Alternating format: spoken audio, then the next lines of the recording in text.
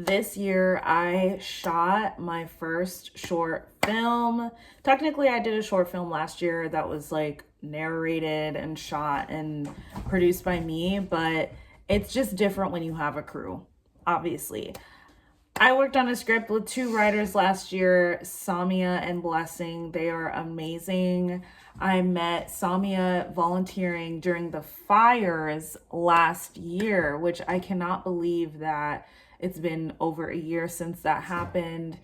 It's been such a devastation, but at the same time, watching LA come together just made me realize how much I loved the city of LA and the people of LA. And I was like, it's only through these moments that you really understand like what LA is really about. And that's when I was like, I'm in the right place, because this city has a community unlike any other. So that's how the project started. It's called For the Culture. And honestly, so let me start by saying how I built, like how this whole thing came to be. So I wanted to do a short because I want to get hired as a director more often.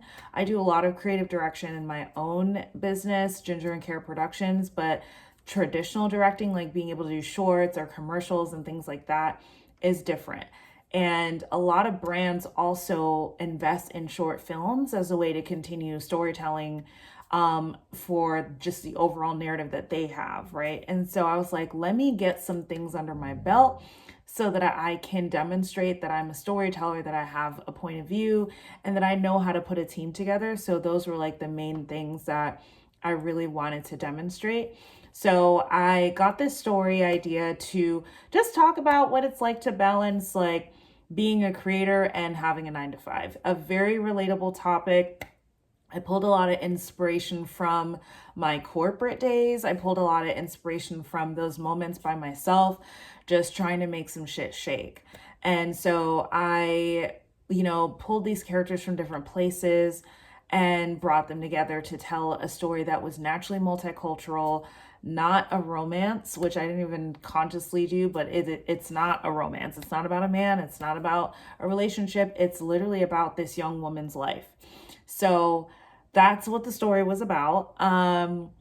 And we started filming in March. So I met a majority of my crew through literally not Facebook, through Instagram and through meeting them in person. I started going to in-person events in LA that had Black creatives, like the Mocha Exchange. I went to a writer's workshop. Like I just went anywhere where Black women were congregating and went there. It was my goal to make this short an all Black women crew.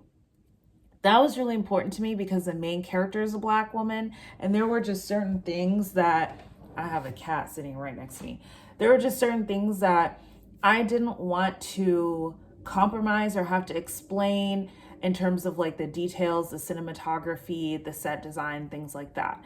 So literally like the only white person involved was when it came to locations. Like when we shot in the apartment, that was a white woman's apartment, and she's very much so an ally, to say the least. So I can't even believe that I pulled that off, but I did. And it was the best environment. It was so fulfilling. So like, I'll make a separate video about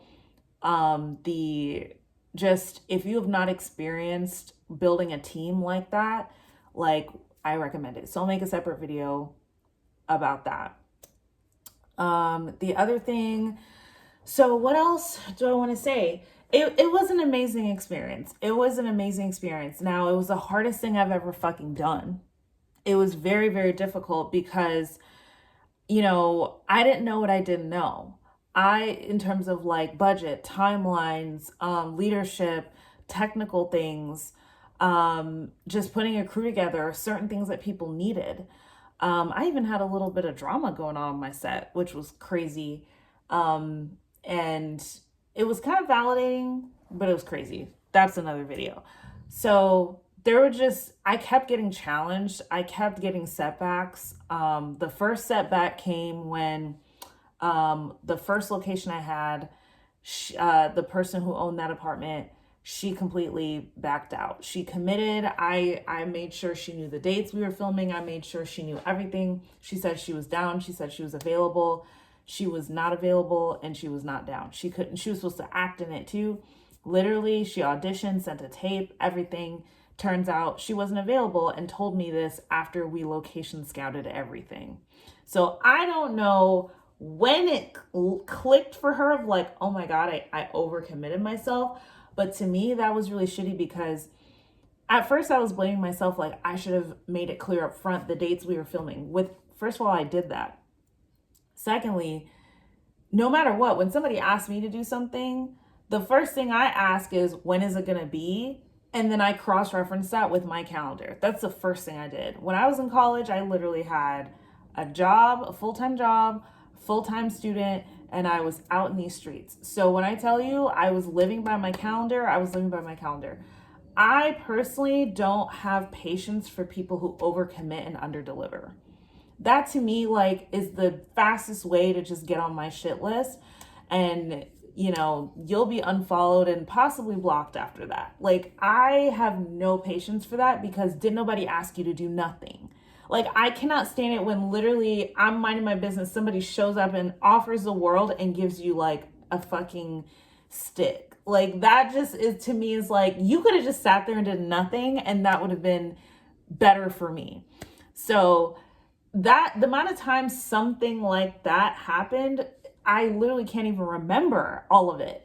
And it's with people who just I least expected, like multiple actors, lighting and sound. The first person who was supposed to do my lighting and sound, like, completely just ghosted.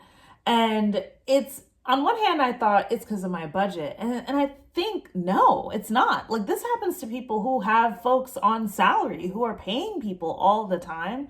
And so just dealing with the reality of like, not everybody is going to be dependable and it's still your responsibility to execute. That shit was just like absolutely insane.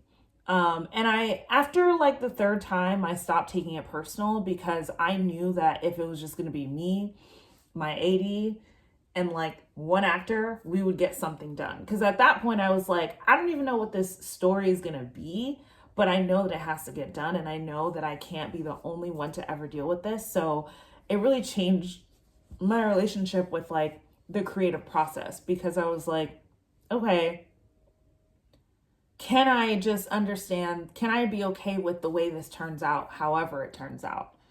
Can I be okay with the outcome of this no matter what?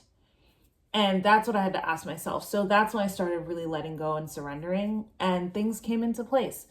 The most difficult role to find was a cinematographer. There are not a lot of Black women cinematographers, and the ones that do exist are highly sought after. At least that's my perception. The ones that do exist are like, I'm not doing any free projects. I do not need a portfolio builder. I need a check. And it's like, fair, go get your check. Because as much as I am a full-time entrepreneur as well, and my living depends on this work, I still do personal projects because I'm not to the point where my phone is just ringing and my email is flooded. I have to go out and hunt and kill for what I eat, you know? So that means I have to push myself creatively. And that means that I need to continue to show what I can do until I am to the point where I'm just thought of and I'm just more busy with the work that I have on my plate and I'm turning things away. I'm not at that point. Like, I turn things away occasionally, but I'm not at the point where I'm turning projects that I would have loved away because of availability. I'm not there. So, you know, I have more respect for the people who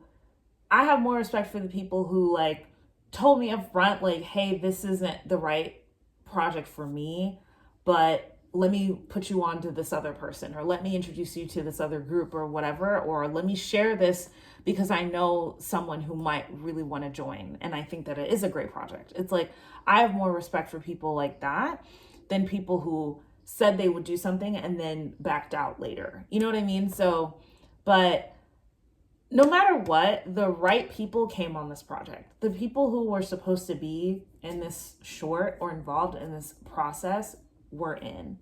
And seeing that it worked out in the best possible way really showed me that all these events, all these things that were like coming into place, the rejections, the flakes, the backouts, the no call, no shows, the ghosts, everything, all this showed me is that every single thing that is or isn't happening is for my highest good.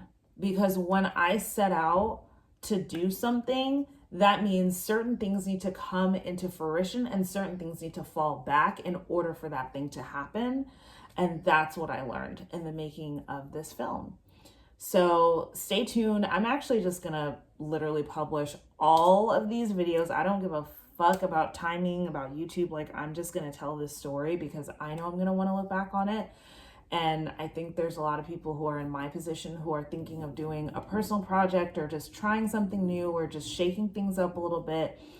And this is your sign to go and do that, even if it costs you money. But I very much so see things like this as an investment in myself.